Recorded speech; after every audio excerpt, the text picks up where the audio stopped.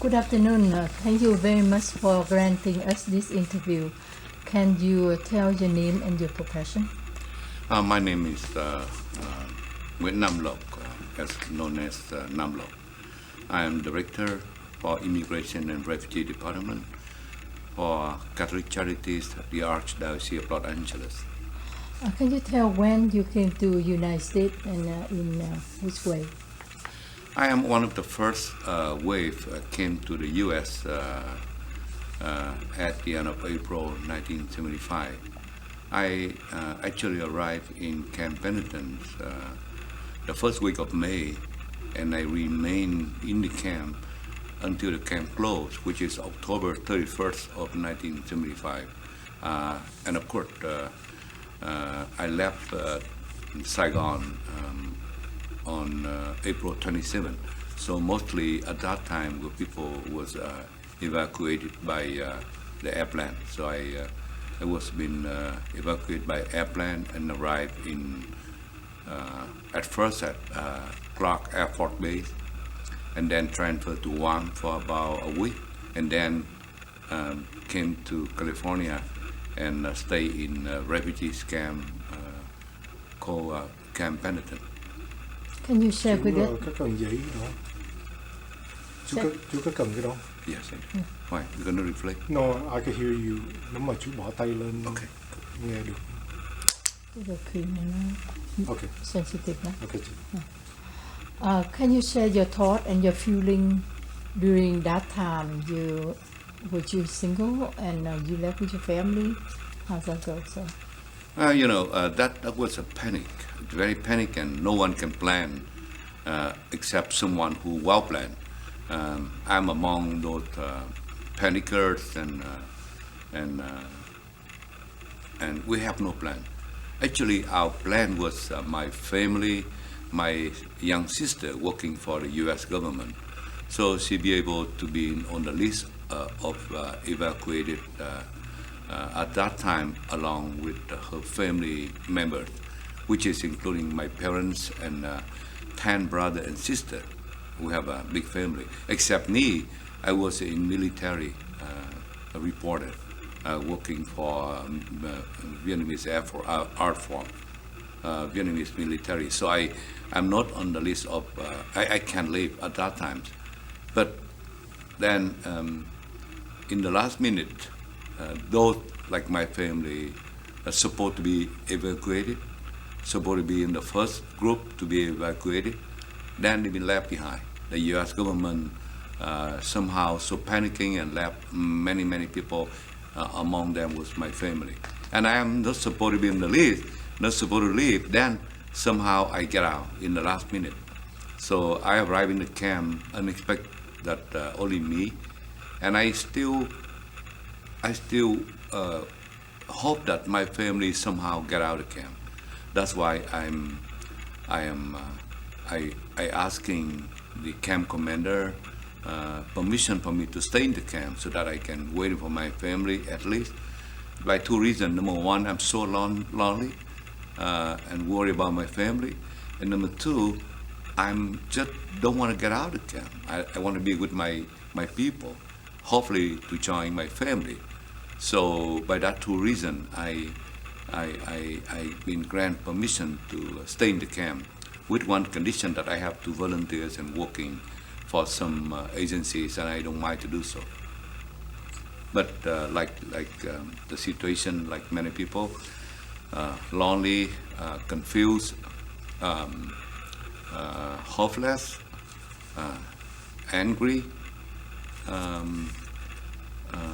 In other words, that there are no joy at all. Every day looking for my family members. Every day looking for future. I don't know what would be our futures. At first, I even when the plane first landed in the Toro Airport. Yeah, I believe that in South California. I thought that we are in the middle of nowhere. I don't even think that we are right in LA, because right away the bus took us to Camp Pendleton and right in the middle of a valley. there's a bunch of tents, so I thought that we are in the middle of nowhere. So it's very confused, and people cry, people and hopeless, and it was chaos at that times. Even though the camp and the organizing very well, the Marine welcome us, good reception, serving refugees with their love, their dignity, but still very difficult to heal the wound that we have at that time. Well, I heard you have a very mixed feeling. You're talking about lonely, vulnerable. On that's what I understand. But you also mentioned angry. What you angry at? I'm angry because obviously the U.S. and ally have not given us support and do not help our country during that time to continue fighting and avoiding the collapse of Saigon.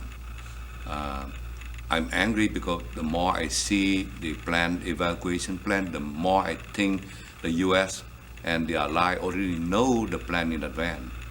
So why do we know? And I don't mind for those who've been evacuated and on the list of high-rank officer or close contact with the U.S. government. What about regular people like me, like my friend, like my people over there?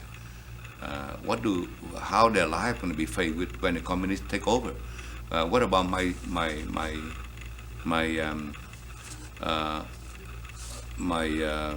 co-worker and my teammate, the soldier that we fought alongside? Obviously, I look at them and say that their life, I put myself in their position. You fought so long against the communists, against the enemy, and now they are the one who come over. How do you expect they treat them? That I'm angry sometimes not only with the U.S., with the ally, but with God, with our leaders, and ourselves, even myself. I thought that we can do better than that, and we should have more work, more activity, more advocacy effort at that time, avoiding this type of situation. One of the strong feelings that I have is, I never write song before that. I'm not a music composer. My music ability is very limited, and not allow me to even complete a song. But my feeling so painful. I even wrote a song. The song entitled "Farewell Saigon" is suddenly become a well-known song because I believe that. Actually, when I wrote that song, I wrote for myself and for my country, for my city of where I live. But then I have no idea that a lot of people feel the same way.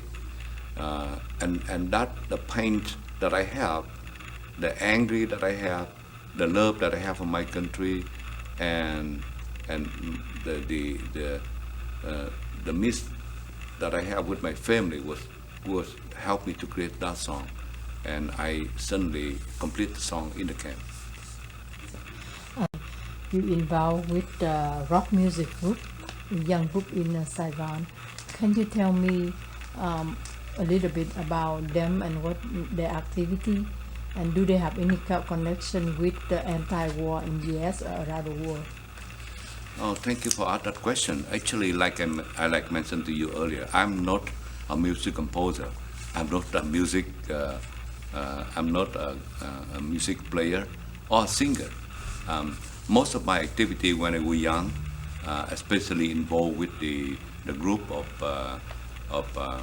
rock musicians or singers, just because we are just normal teenagers, normal young people. We love music, and at that time, we love rock music. We love pop music. We love European music. We love French music. We love American music. We listen to those songs, especially when the U.S. Came to Vietnam to fight alongside. They also brought with them a lot of records of those Elvis, Mama and Papa, the Beatles, Rolling Stones, and so on. So we love music. But during the war, you can listen to music, but the way they dress, the way they learn from the hippies during the 70s, the 60s, the 70s, that make a lot of people feel awkward because this is the war. You should, as a young people, you should have responsible and helping to fight the war instead of you just youth and then have a long hairs and wearing the hippie clothes. So that was bias against the young people who play music, especially rock music. As an activist when they were young, and I think I can be a middleman by number one, I can help them. I can understand the young music lover like other group. I'm one of them. But at the same time, I want them to participate into something meaningful, to contribute and helping those who protect us, who fight in the world, especially military. So I recommend that I meet with the War Affairs Department, military department, and propose that why don't we have annually concert, rock concert, similar to Woodstock at that time, and all the profit will go to help the widow and the children of the world. And at the same time, you give the young music, rock music, a chance to play the music that they love, and then also to the audience who buy the ticket and listen to their idol, for example. So I do that, and then so the rock concert held every year for about several years, and then even support by the president. I remember the first concert was chaired by First Lady, Madame Thieu, and then the second year was chaired by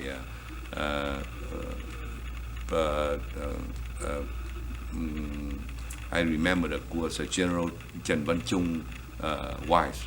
It's very high profile. But to answer your question, they just love the music, and they do not play the music because of anti-war. They have no connection whatsoever. Actually, those who are anti-war, like Jim Tyler, John Bayer, they don't listen to those music. No. Yes, anh Chị Công Sơn, anh Minh Đức Thắng, and some music composer, anti-war music composer in Vietnam at that time, they have connection. But for a youth music who love rock and roll, they do not involve with those type of activities in America or the music. To make it straight, they just young people who love the young music. That's why we call nhạc trẻ. That means young music. But doesn't mean only the young like it. A lot of older generation also like it. But because the young music is kind of fast and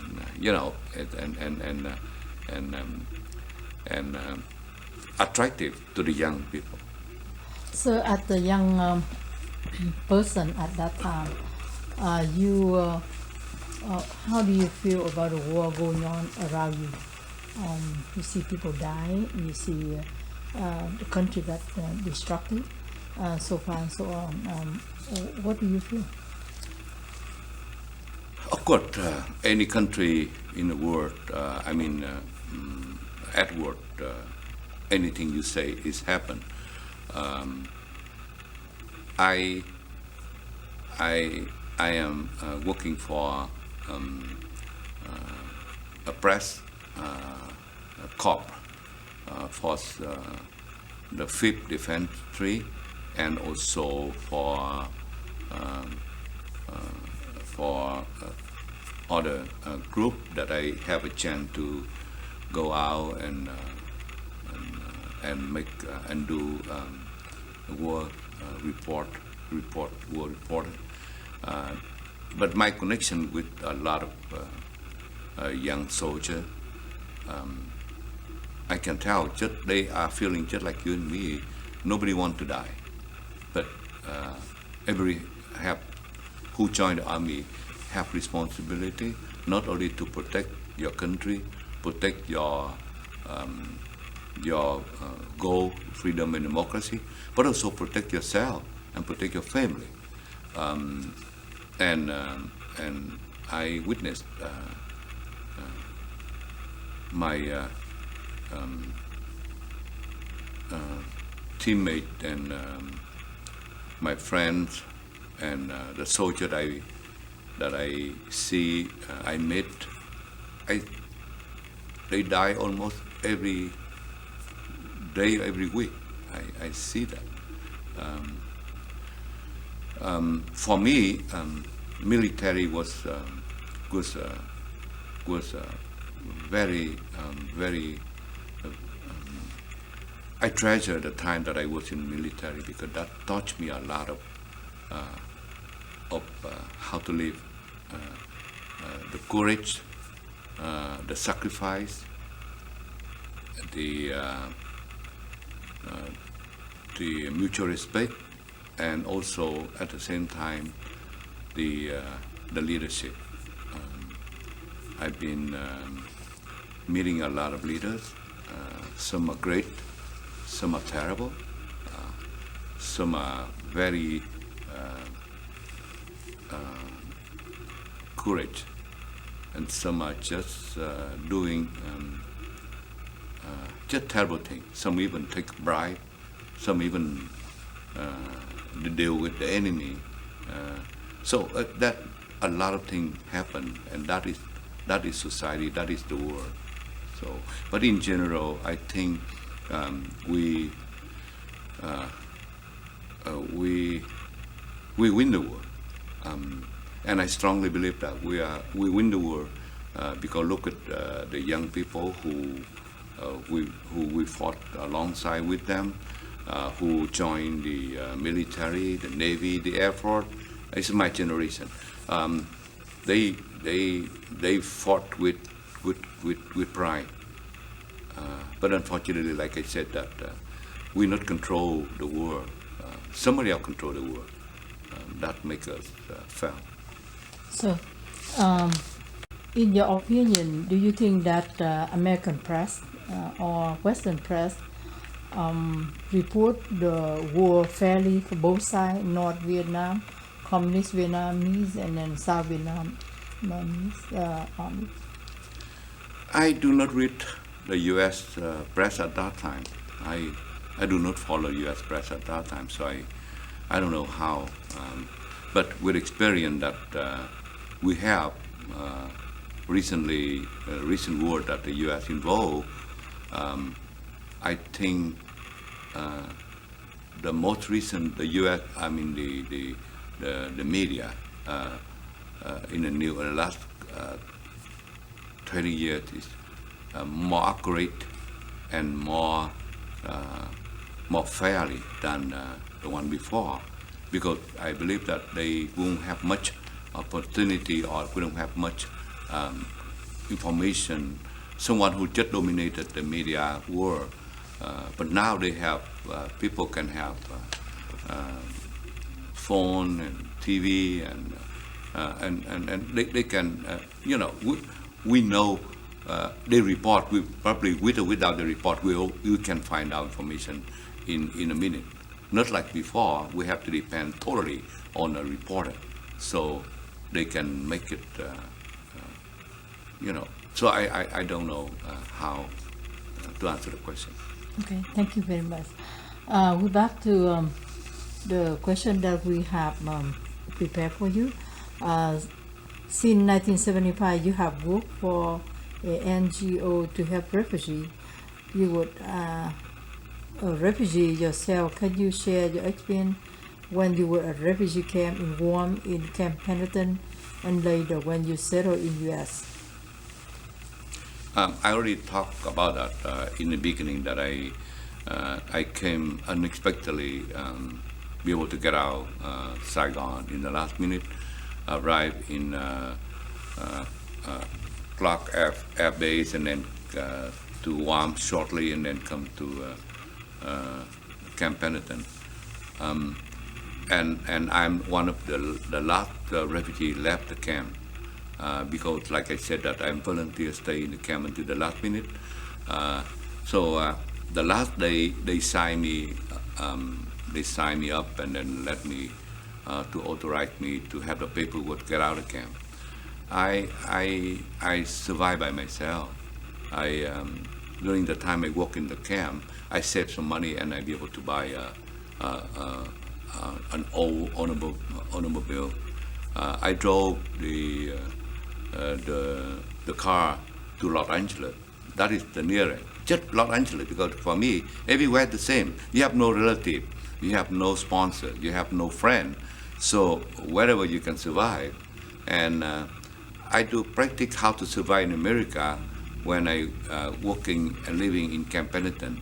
I have a chance to go out to San Clemente, the small town in South California. And I visit San Clemente, I can see how people work, how much they make, how much is the minimum, what is the minimum wage, what type of job that require more English, what less. So I do learn it during the 5 months in the camp. So when I get out of camp, it's just easy. All you need to do is just get a job and find a place to stay.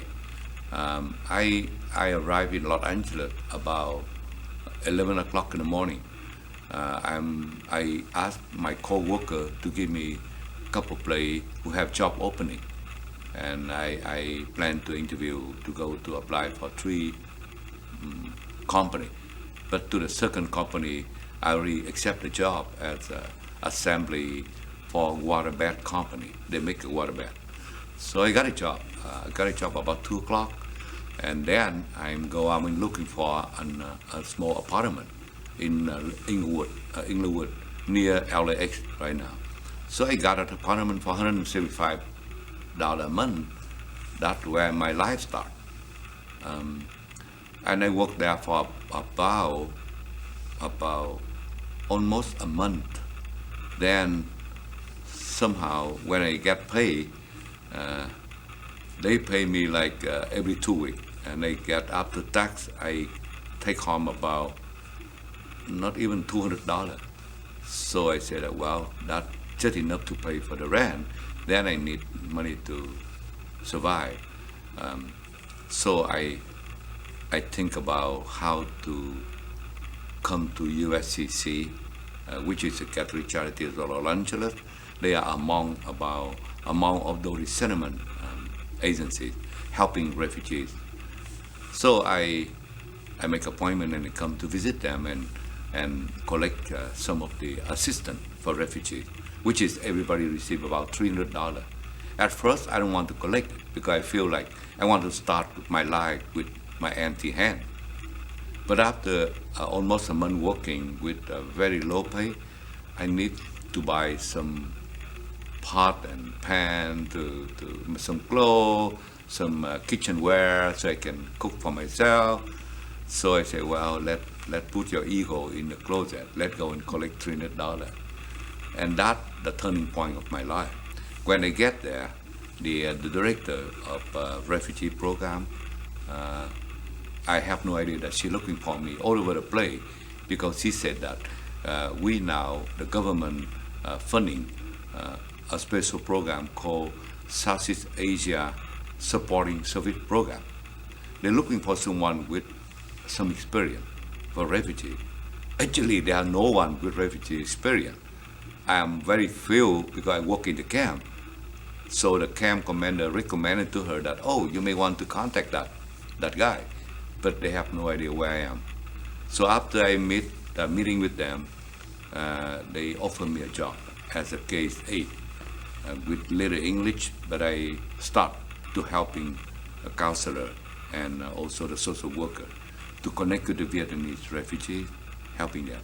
So that's how I start. My first day at the job was December 1st of 1975. So it's about 38 years ago, and I do plan that after 40 years I will be retired. I already informed my boss that I choosing that in July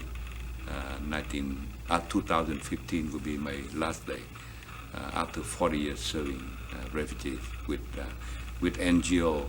The NGO you're talking about is the Catholic Charities of Los Angeles, the Archdiocese of Los Angeles. They was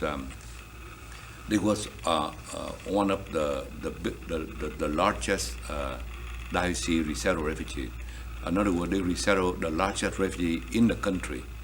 At that time, Catholic Charities, during the first wave of refugees, totally they brought about 5,000 from the camp to Los Angeles.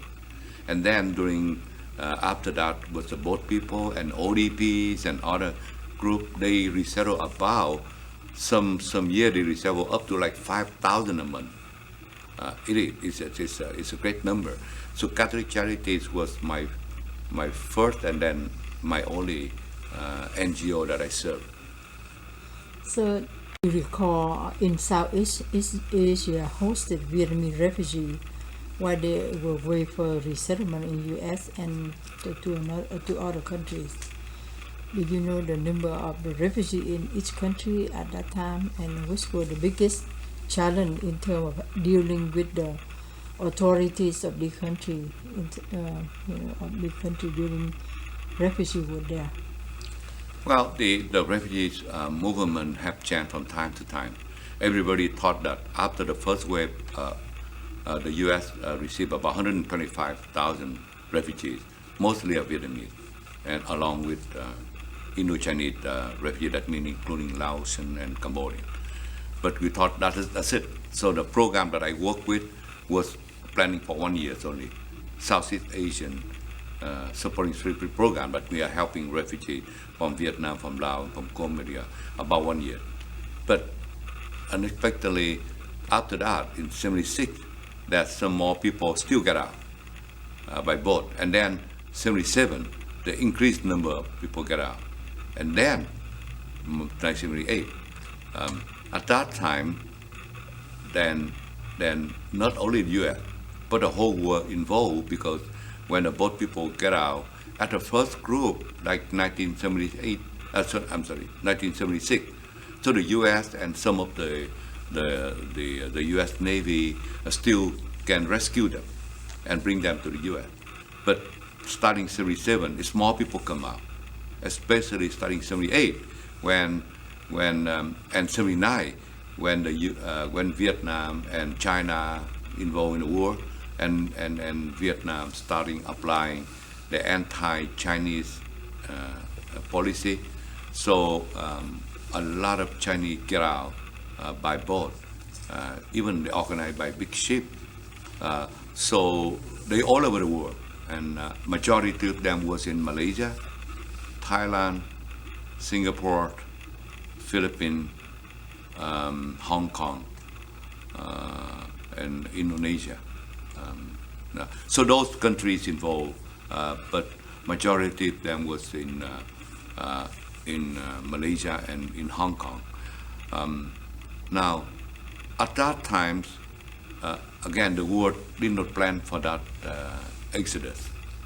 So finally,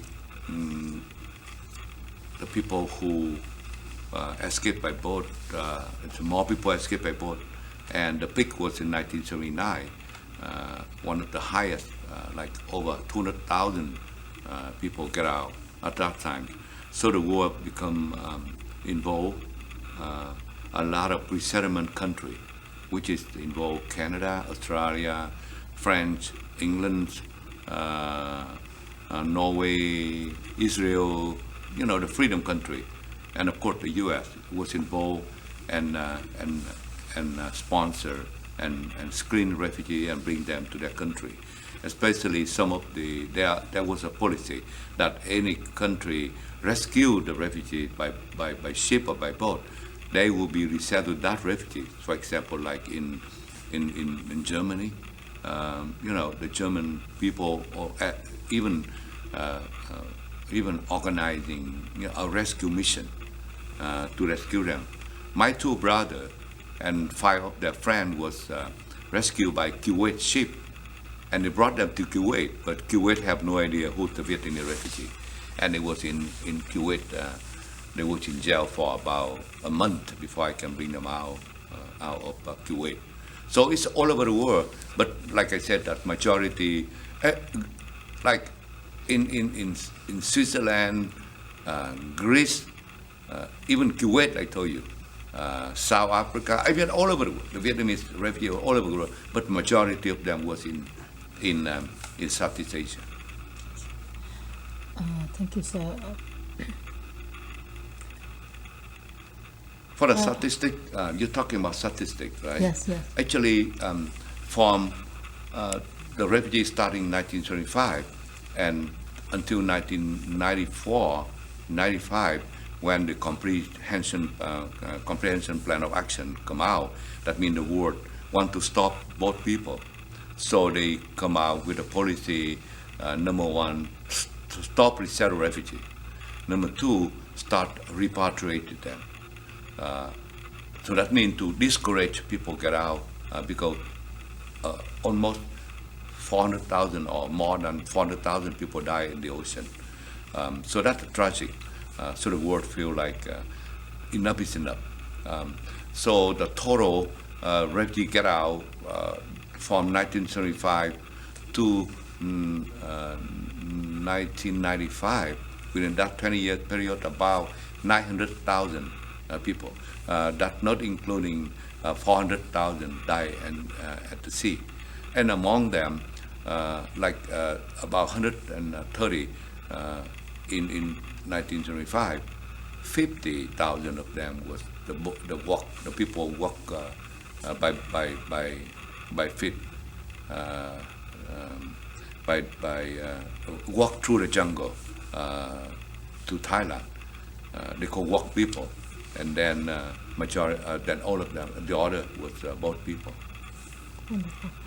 So, having worked directly and closely with the refugee, can you describe the portrait of Vietnamese refugee? Who were they, and why did they flee their home country in mass exodus, numbering in the hundreds of thousands? What were they looking for, sir? Well, there are two reasons. Like I expect in the beginning, my statement in the beginning, that you can imagine that your enemy took over your country, then there will be revenge, there will be discrimination, and there could be abuse, and the work is happened. Poor economic, revenge, abuse, everything happened. So at that time, one of the people described life in Vietnam, and to answer your question, they said that even the electric pole know how to walk, they will get out of Vietnam. They can survive. People, everybody, the people from in the south, people no longer can own your house. You couldn't find a job, and everybody who live in the south have to move to the economic zone. So the government and the military, communist party take over your property. You have no future, and then you will die. You will die in repatriation camp, because majority of the Vietnamese military officer are report to the so-called repatriation camp, but actually that's a way of unlimited sentence they will in jail without the date to come out. So there are no reason that if you have a chance, you not escape. So that's reason why, and even the Chinese, Vietnamese Chinese people. I think the communists playing the game by giving people hard time. So either bring them to refugee camp, push them to economic zone, or force them to the ocean. And they don't care if people can die, can get out, as long as they can take over their property and their house, and that's how their policy. So did you see any young children? Were they parents because of their parents died on the trip, or they came alone without any accompaniment? What happened to them, these young children? Oh yes. There's a lot of children. Either their parents died on the way to freedom, or the children that the parents send them along with someone else, just make sure that they survive. Then find them later, because for their welfare, send them out. And then children who are orphan in Vietnam, and somehow they find a way to go along with the boat people. We call unaccompanied minor children. There was a program, unaccompanied minor program. They were taken good care by the U.S. Resettlement and other countries. Yes, there's a lot of them in the camp. I was involved in that unaccompanied minor program as well.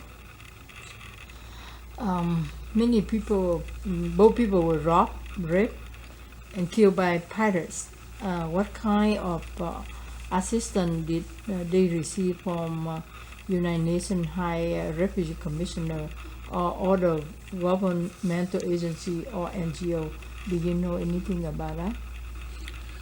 If we call the resettlement effort of Vietnamese refugees is of kindness and humanitarian effort, then at the same time we can feel painful and ashamed by two of the things happened during that resettlement period. Number one was pirate, and number two was repatriation. I think that is the unresponsible for those who are responsible to help refugees. They deny they're responsible, they hiding they're responsible, they are avoiding their responsible. So I think pirate is one of them. The reason I say that because the pirate was from Thailand was well known. The whole world will see that.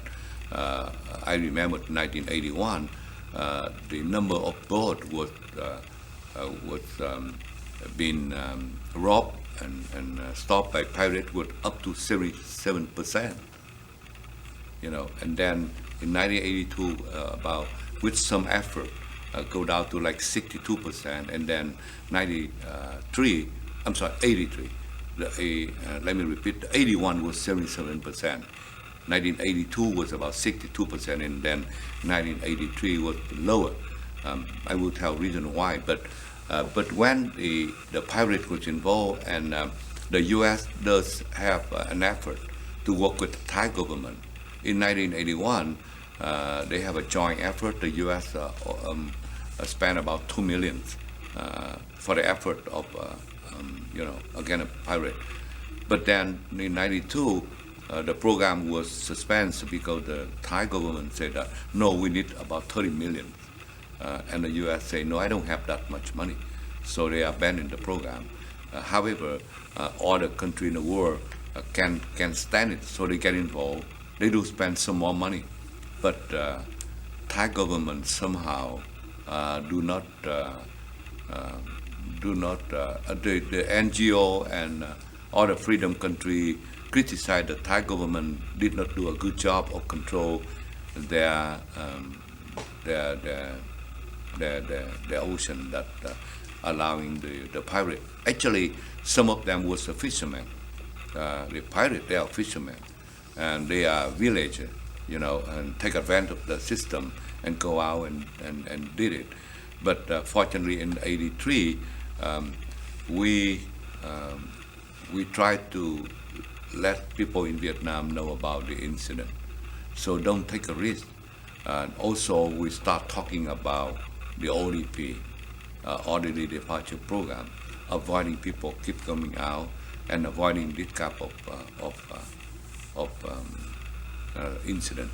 So, but that was terrible. And then the Thai government, even by because pressure from the freedom country, they did arrest several of those who commit criminal. But they bring to the court and they say that, well, there was no evidence. And then unfortunately some refugees already left Thailand or left the resettlement to go to the resettlement country. And some of them don't want to be at the court witness because they are afraid to be revenged. And also they are afraid that not to be resettled, not to be allowed to resettle. So it's just terrible. Any of those pirates was, convicted for their crime? I told you, no. There only a couple of them, but I don't think they did it sincerely, seriously. I think they do it to satisfy the pressure from the free country, but they didn't do it seriously like they're supposed to. According to you, so we have about at least 3 years, and each year funded by government 2 million. So at least 6 million. No, there are more after that. There are more because we have more government involved. There are more. I think the first year was 2 million. The third year about the same, but the third year was more than 2 million, maybe 3-4 million. But like I said, that it doesn't go that far with all the effort from people.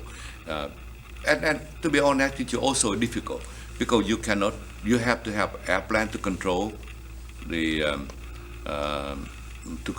you need to have law enforcement using the boat to go out and patrol. You also need a lot of Navy involved. And then equipment. You need equipment. You see them. So what do? You was fly over the sea and you see them down there. What do? You need somebody to inform somebody to go and arrest them. And then there's so many. To the point they said about 500 pirate boats that all over the sea every day. Just like fly. You cannot stop them all. So people talking about the South people flee their country for freedom, but we believe during that period of 10 years, like you just described, there were people from North Vietnam who lived under communists in 1954. Do you know anything about that? If so, can you elaborate it? Yes, not only the South Vietnam, but starting in 1978, we start seeing the people from the North, beginning in ethnic Chinese in Haiphong, because they also feel the pressure that the China and the anti-China in Vietnam at that time. So they start escaping from Haiphong. And then people from Vietnam, doesn't matter that they live in the South and the North. They left behind in 1954. They're just like us, or like many of us who left behind in Saigon in 1975. They also hate the communists, and they try to get out. But they don't have the means, they don't have the strong reason to support them to get out than the South. But during that time, if they can get out, they do. So the people from the North arrived mostly in Hong Kong. I saw the vast majority of them in Hong Kong. And the U.S. do not resettle many of them. But the U.S. are very carefully screening. So but the U.S. asked other countries take them. I think majority of them went to resettle in Canada and also in Australia. the western state of Canada and like Vancouver, or the western state of Australia that I visit, I met a lot of people from the north resettled there. Well, when you got the chance to meet to them, have they shared with you what their life like in North Vietnam during the war? Can you recall? It's just horrible. I can imagine that. I did travel to Vietnam and go back to Hanoi with the resettlement agencies and the State Department in two trips, 1991 and 95. I can feel, when I was young, I left Vietnam when I was only 9 years old. I left the north, left Hanoi when I was 9 years old. But I come back, I can feel the cold and the weather, effect of the weather. And then I meet people who don't have enough clothes. So when I talk to them, I say that how can they survive? They say that when the way they describe the life in the north for the poor people like them was not only being harassed by the U.S. By the communist government, the communist regime, but also their life was so poor. A woman who about 70 years old, when I met her in Hong Kong camp, she just smiling and happy, and she said, "What is your, what makes you happy? Are you get out and freedom?" She said, "No, the sock. The first time I wear sock." I said, "So you don't have in the north?" She said, "No, I don't. All my life, I dream that I have a sock or a glove that to cover me during the winter time. And I know the winter are so chill in the north. So their life like that, they live like that. And so the way they live, the food, the life, the job that they work with, are just so how do I say? So they've been mistreated. They've been mistreated. Not because of the country. They starving. Just like a North Korean right now. You see, like the government, they have ambitious of military, of their regime, but they don't care about the life of people. People starving. The same thing at the north at that time. So that's how I don't blame them. I think they deserve a chance to get out to have a better life like everyone else. So besides being poor, you think that they have other right, human rights, just like the right of religion, the right to live, or the right of speech, that the Declaration recognize and honor. So. Well, to be honest with you, when I'm meeting with the people from the north, I don't see much about political reason. I know those rights is important for everybody, equally. You know, you have human right, you have the right to speak, the right to work, the right to be protected under the law. But I think with them, it's those type of war are luxury. They just need to survive. You know, avoiding starving.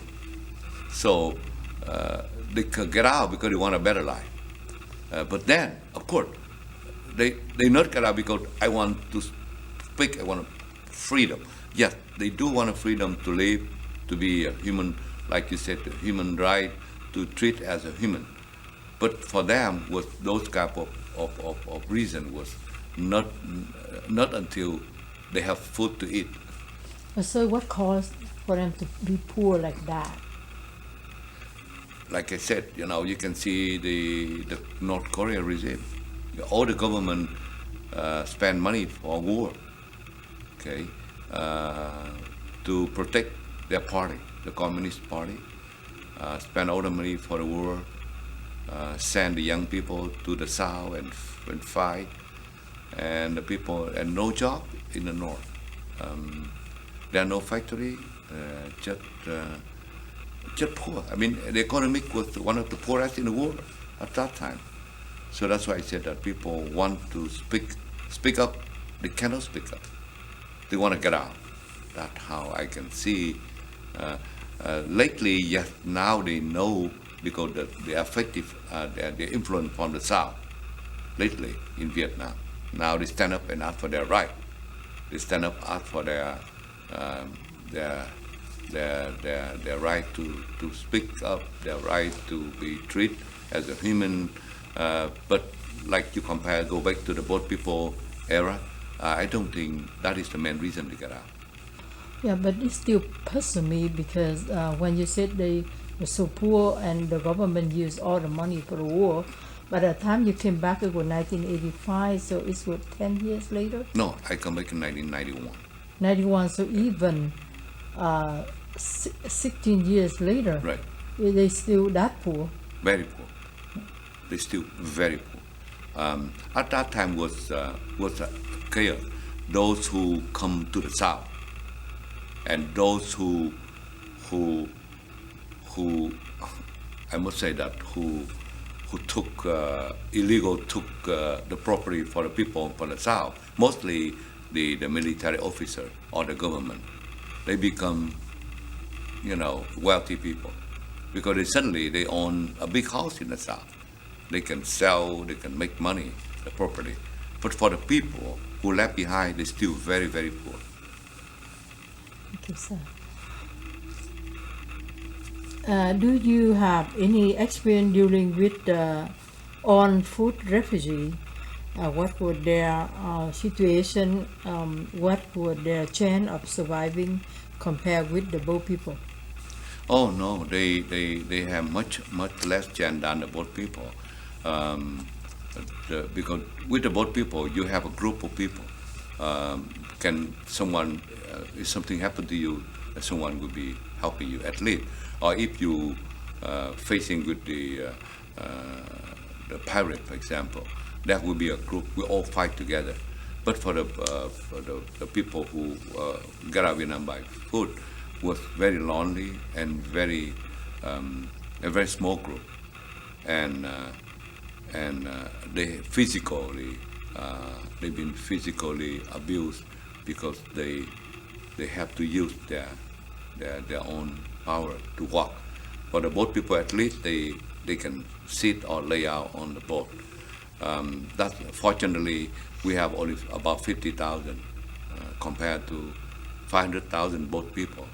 So at least, but in the other hand, not many of them was the target for the pirate or for robbery because they're very poor.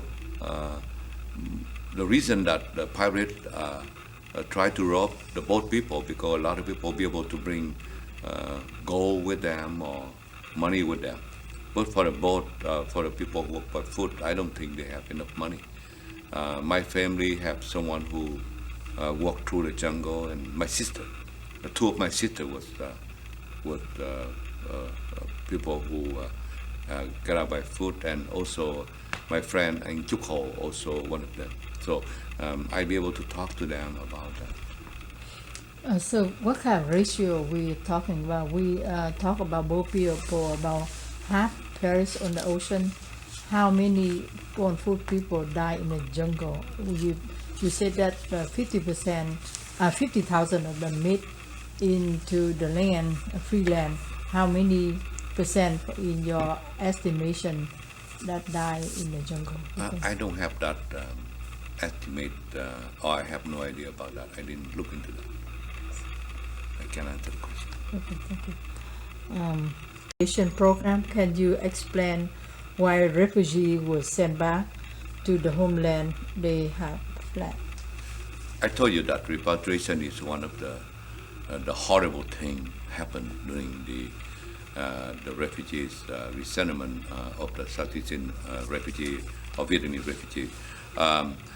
I've been appointed to handle the repatriation program in Vietnam. I deny. I don't take that job because I don't believe it. I don't believe it.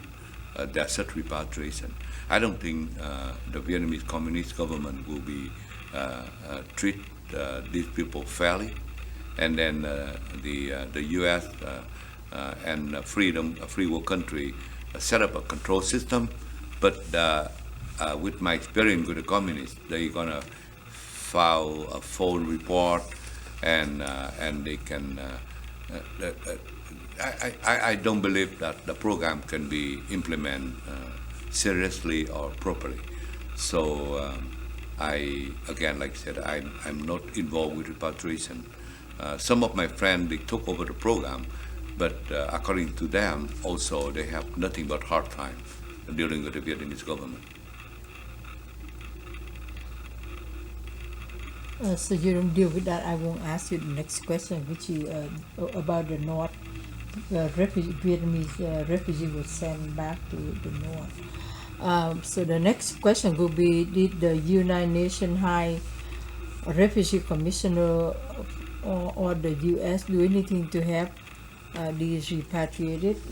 If you know. Yes, they are one of the player in the plan of repatriation, and the U.S.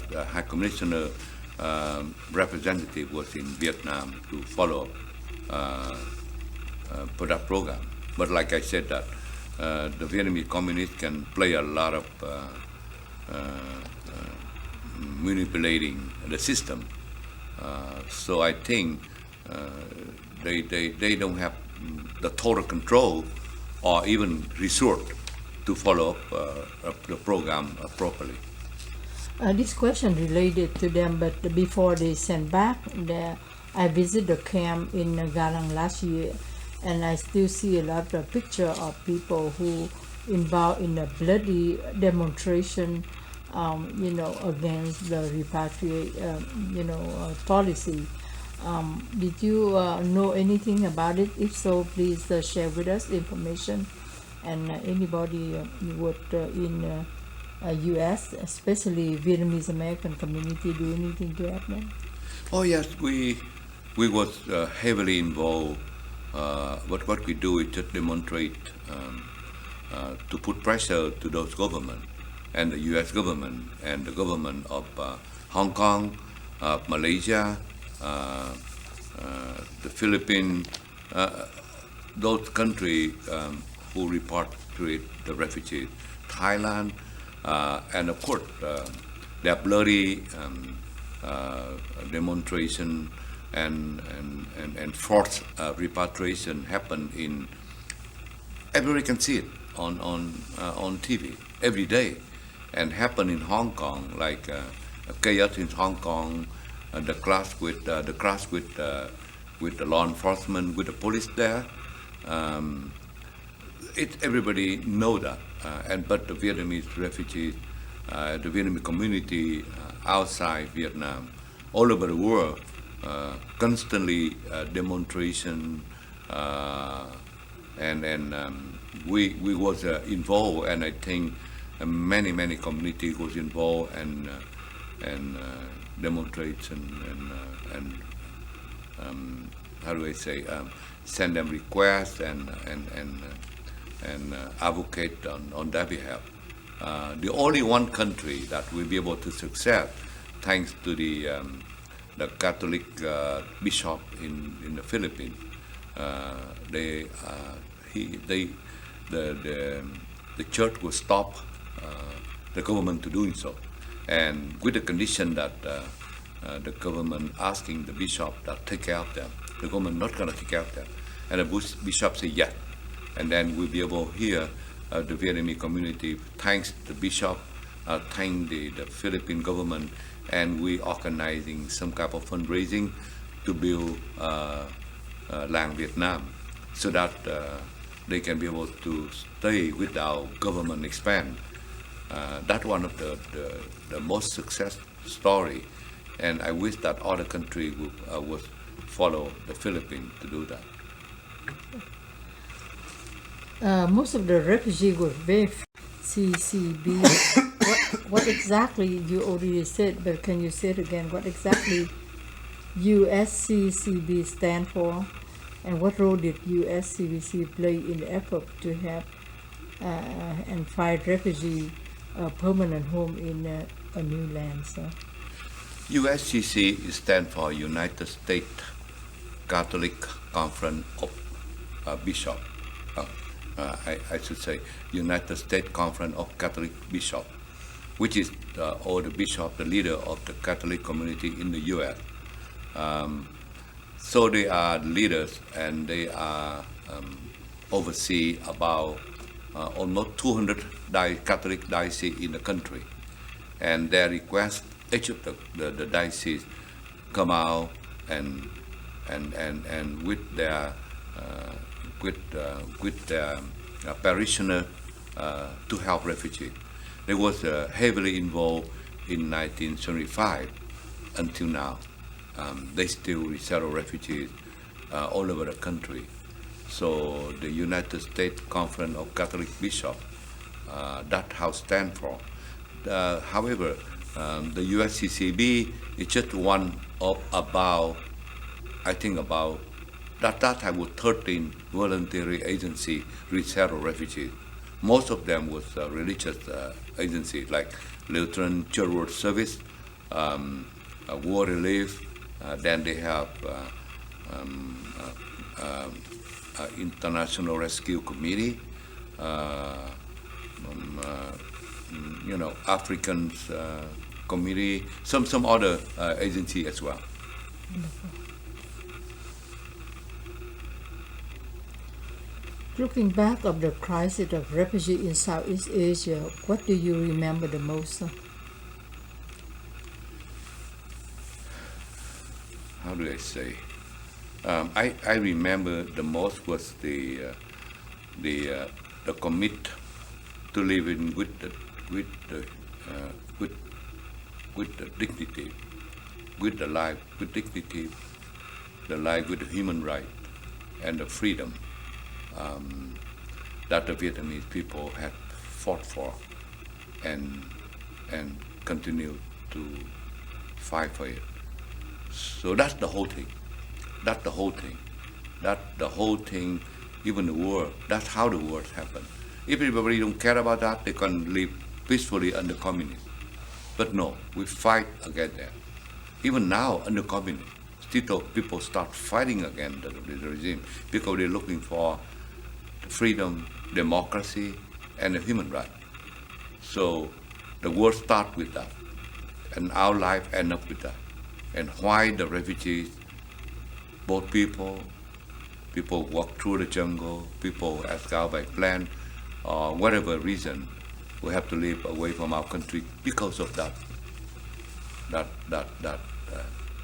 commitment that we have. So during the war, anti-war Vietnam War movement and many other scholars and all the people we call left wings, later on they even convinced the everyday life people in the United States with the slogan "Stop the war, stop the killing." You work with refugees, you're dealing with this for almost 40 years now.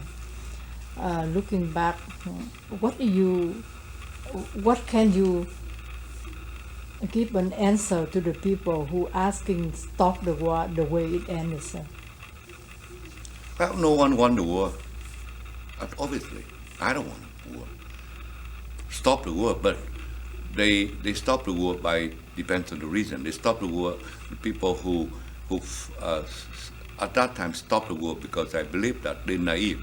They have no idea. Either they are communist, or they are communist supporter, or they're naive people. And it's happened all the time. They didn't know that the U.S. and the Vietnamese fight alongside just to protect the freedom. And we didn't start the war. The North always start the war. Obviously, everybody knows that. That's how they create, and now the history tells the truth, that they create the resolution group from the South. We just make it up. But actually, they are from the North. And with the help of Russia, Communist Russia and China, they just want to take over the South. And now, with their dream is to put the communist regime all over the country. And that's how it's happened. So you say to stop the war, we didn't fight. We just defend and protect our freedom and democracy. Now, I think those people who support or who advocate for stop the war, we be the one who regret them the first. A lot of people that I met have said so. So I have no idea. I so naive and so stupid. And now, obviously, we be afraid. The same thing with the people who follow Ho Chi Minh about 50 years ago. The same thing. They've been trapped, they've been betrayed, and we afraid. So they did stop the war, but did they stop the killing? I don't want I don't know how to answer the question, but look at again, they stopped the war, but look at how the resolve to stop the war is happened. How many people die after the war? So I don't, they know it. That's why I just said that. Now they regret what they asked for. Thank you, sir. In your opinion, what the international community can do something and can we have better results? About what? About what the international community can do anything for Vietnam so we get the result better, like we win over the war. I have no idea about that. I don't look at that. Thank you.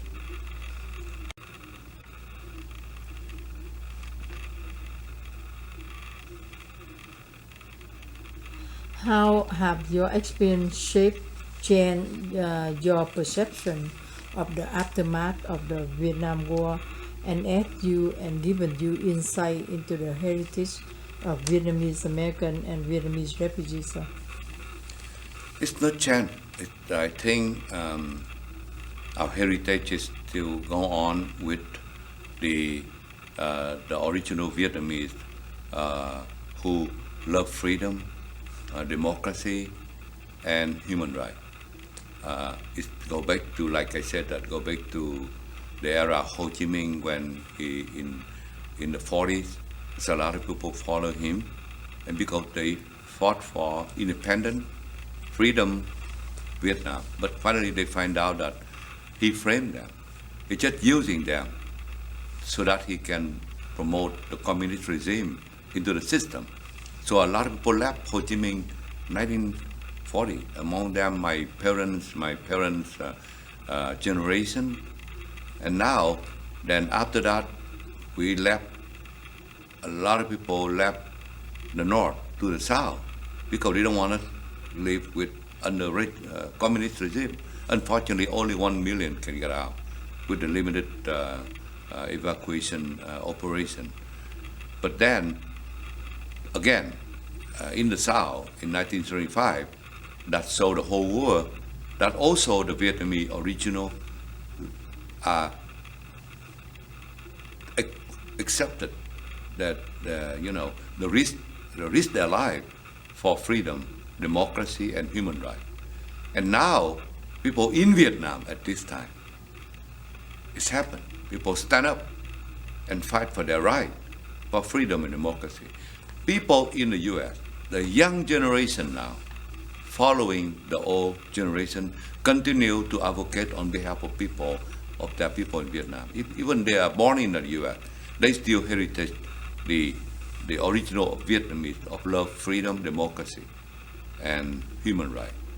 So I think that's how the communists cannot operate freely in a country that they have a democrat, they have a diplomatic relationship, because they know that their regime doesn't work here, and the Vietnamese community continue to fight until the Vietnam are completely freedom and democracy. So if you have one wish, what that wish would be? Of course, I want to go back to my country. I'll be able to come back to Vietnam with freedom, democracy, with freedom of speech, freedom of exercise their right, freedom of choosing their leader, and like the rest of the world. That's how I wish I'd be able to go back and live in my country with my people and with original Vietnamese who love freedom, who love democracy, who love the human right, and who can speak for their right. So you were talking earlier about the Ho Chi Minh who mislead the people into his promise, but in reality he just want to turn Vietnam to a communist country. So I would like to ask you a question. Also, I would like to say that many books in U.S., hundred of books, they always refer him as a nationalist who loved the country and occupation of France. So I would like to ask you a simple question. In your opinion, who was Ho Chi Minh? He's manipulating, who opportunity. He can take advantage of all the opportunity that he can achieve his goal. Doesn't matter who and how. He's a selfish man. Think for himself, and he using people, but he misleading them by posing those the language of independent, freedom, and like you just said that who love the country but again, like I said that he's just misleading people and manipulating. Thank you so much. So do you want to say anything that I haven't asked you? Can you share? I just feel with my humble statement and feeling and respond for your question today. I do it because I support your program. I think we need to have this type of dialogue so that our young generation can use it to make for themselves understand more about their heritage, their parents, why they are here. And that's my humble contribution, and I hope that I wish that you continue to do that with many other people in different area, different career, different position, so that we can make your resource. And like I said, that not only for the people here in the U.S., but also for the young generation in Vietnam. Because what we say and what we are collected here is the fact. You cannot lie. That's a fact. That's always the book and resource that you can compare with. That's better than people who have no way of learning or understanding or being misleading by their leaders. So that for that reason why I am grateful that I have an opportunity to talk to you today, and wish you luck and success for the program. Thank you so much, sir, for your time, your support, and your compassion and your contribution. We appreciate so much. You're welcome, and thank you very much again. Thank you.